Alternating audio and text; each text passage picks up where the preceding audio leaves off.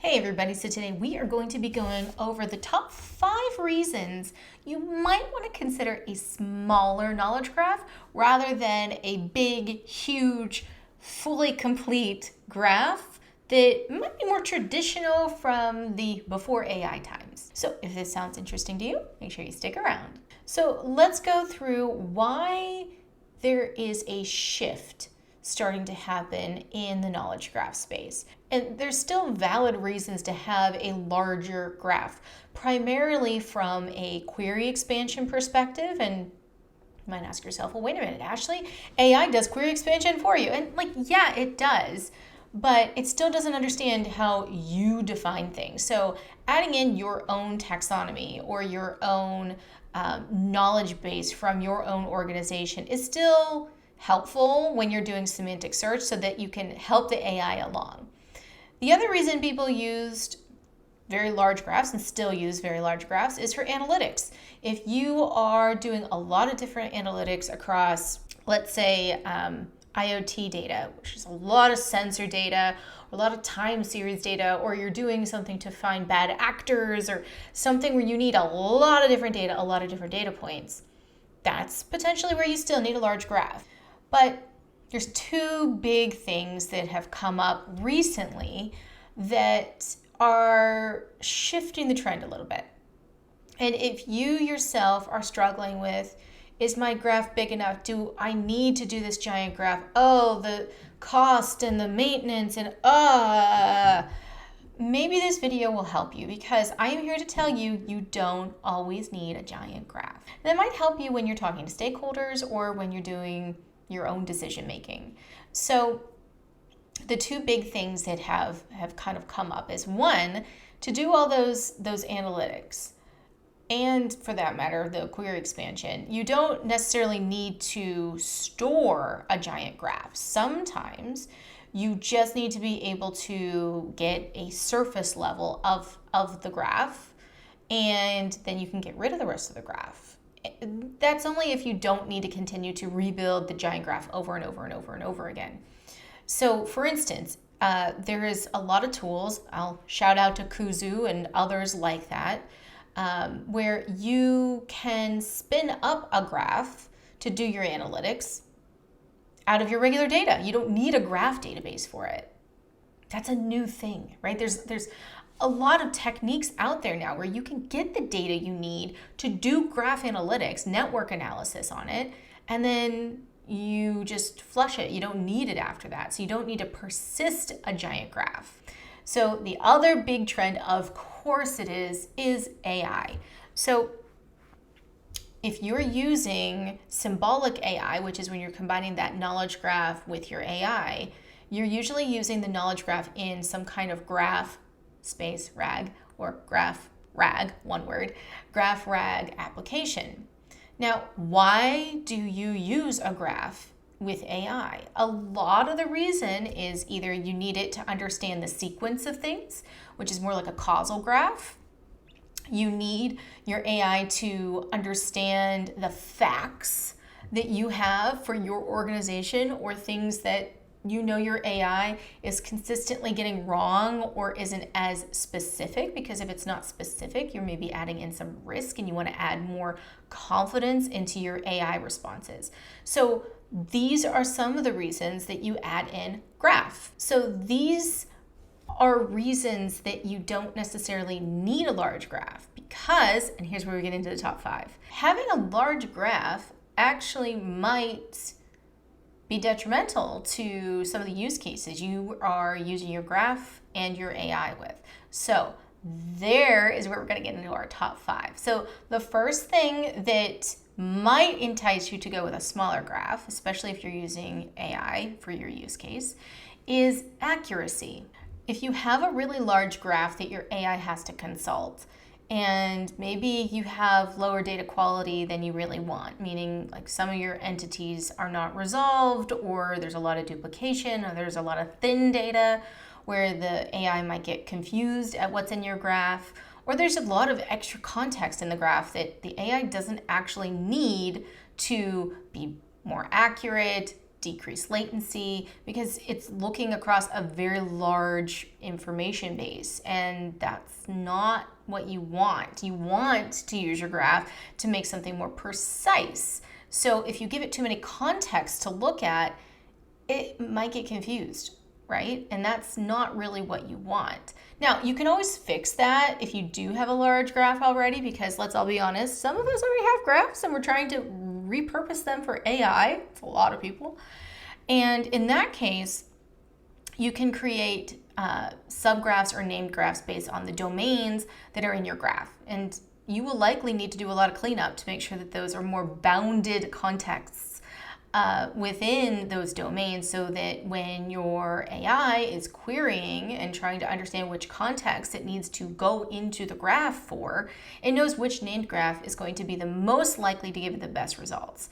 So you can do some mitigation in this, but having a more tailored graph specifically for your AI, and again, if you have a large graph, you can always take subsets of that graph data and put it into something that your AI consults, so that it is, again, that more accurate, precise application of what you want the AI to consult, instead of like this large lake of stuff that it's got to figure out. Now, that's another aspect of this. This is number 2, and that is the precision. If you have a more tailored graph for AI use cases, it means that that graph has the entities, the facts, the statements, the context that you know your AI really struggles with. If your AI, right, so most people are using foundational models and then fine-tuning it or adding a small language model or doing something else on top of it. That means that your foundational model already knows, I don't know, Mariah Carey's birth date. You don't need to have that in your graph, right? So don't over-index on things, meaning you have to keep in mind what the foundational model already understands and what it gets right, what it has confidence in, that you've, again, tested this stuff on your golden query set or whatever it is that you're using your AI for. Your graph should be helping the AI.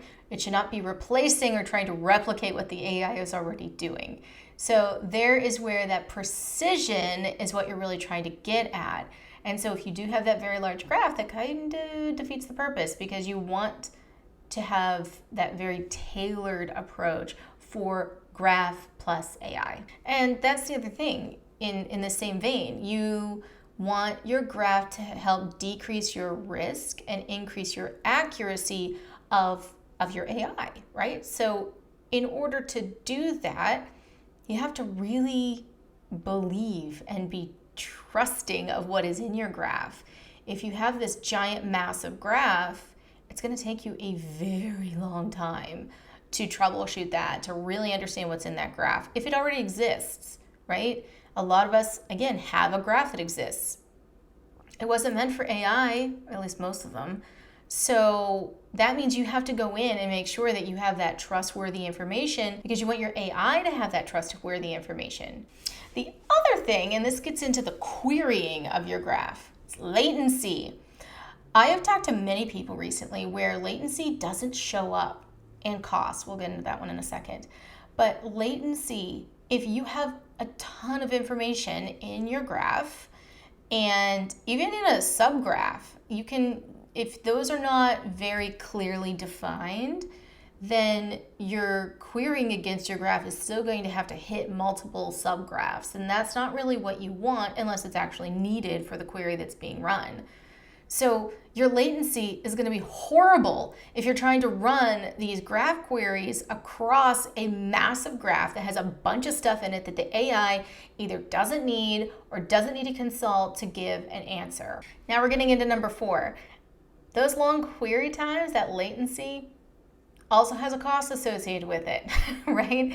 The longer it takes your query to run, the worse your costs are going to be. Or you're timing out, which is honestly even worse, because then whatever your consumer is, whether it's a business person or a customer, they could potentially walk away. You could lose business because you can't get the query to run in an effective way because the graph is way too big.